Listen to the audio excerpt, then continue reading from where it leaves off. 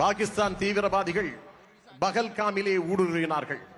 சுற்றுலாவுக்கு சென்ற இந்திய பெருமக்களை சுட்டுக் கொன்றார்கள்.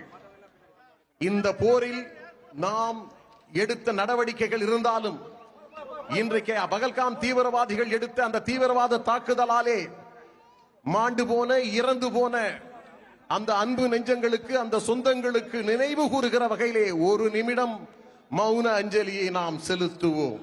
அவருடைய உயிர் தியாகம், தீவிரவாத கொடுமைகளுக்கு எதிராக இதோ மருத்துவர் ஐயா அவர்கள் தலைமையிலே ஒரு நிமிடம் எழுந்து நின்று மௌன அஞ்சலி.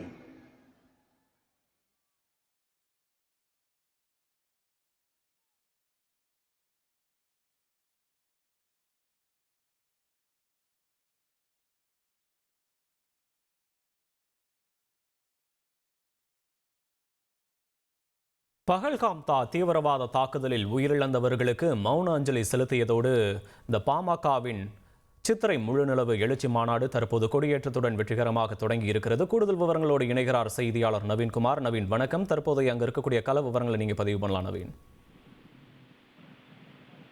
வணக்கம்.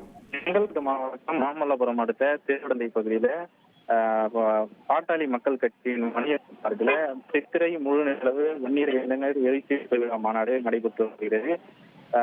பாமக நிறுவனர் ராமதாஸ் அவர்களின் தலைமையில் நடைபெற்று வரக்கூடிய மாநாடு தற்போது துவங்கி இருக்கிறது. இந்த மாநாட்டின் கொடியை அவர் ஏற்றி துவங்கி வைத்திருக்கிறார். இந்த மாநாட்டில தமிழகம் முழுவதிலும் இருந்து லட்சக்கணக்கான தொண்டர்கள் இந்த மாநாட்டு பகுதியில துவங்கியிருக்கிறார்கள். தொடர்ந்து மாநாட்டிற்கு அவர்கள் வந்த வண்ணமாக இருக்கிறார்கள். சமூக நீதி, சாதி வாரி கணக்கெடுப்பு, இடஒதுக்கீடு உள்ளிட்ட பல்வேறு கோரிக்கைகளை வலியுறுத்தி இந்த மாநாடு தற்போது நடைபெற்று வருகிறது. இந்த மாநாட்டில் கலந்து கொள்வதற்காக தமிழகத்தின் பல்வேறு பகுதிகளிலிருந்து ஏராளமான தொண்டர்கள் இந்த பகுதிக்கு வந்த வண்ணமாக இருக்கின்றன. சுமார் 2 லட்சம் சேர்கள் இங்கே போடப்பட்டிருக்கிறது. அந்த சேர்கள் முழுவதுமாக நிரம்பி காணப்படுகிறது. தொடர்ந்து பாமக தொண்டர்களின் வருகை என்பது அதிகரித்து காணப்படுகிறது. இந்த மாநாட்டின் காரணமாக கிழக்கு கடற்கரை சாலை ஸ்தம்பித்து போயிருக்கிறது. சுமார் 5 கிலோமீட்டருக்கு மேல் வாகனங்கள் நீண்ட தூரத்திற்கு அணிவகுத்து நிற்கக்கூடிய இந்த காட்சிகளை நம்மால் பார்க்க முடிகிறது. பாதுகாப்பு பணிக்காக 5000க்கும் மேற்பட்ட போலீசார் இங்கே பாதுகாப்பு பணியில ஈடுபட்டு வருகிறார்கள். தொடர்ந்து மாநாடு துவங்கி தற்போது நடைபெற்று வருகிறது.